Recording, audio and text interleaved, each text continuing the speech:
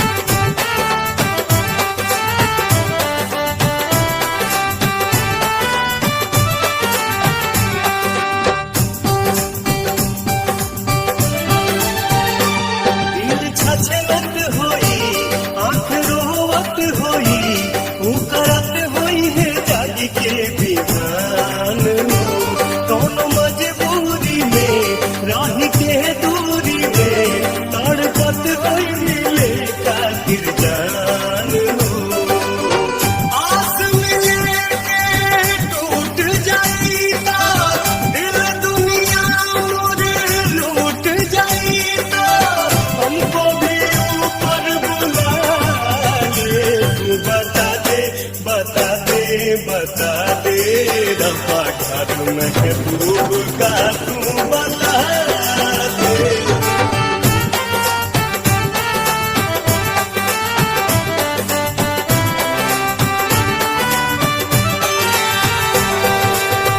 टूट गइल सबने के डोरी, चल गइली कहाँ चांद चकोरी।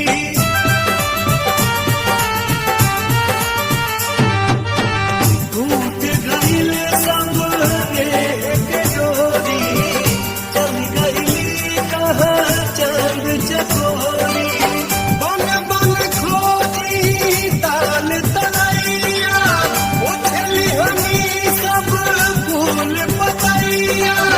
कैसे भी मुझको मिला दे, तू बता दे बता दे बता दे।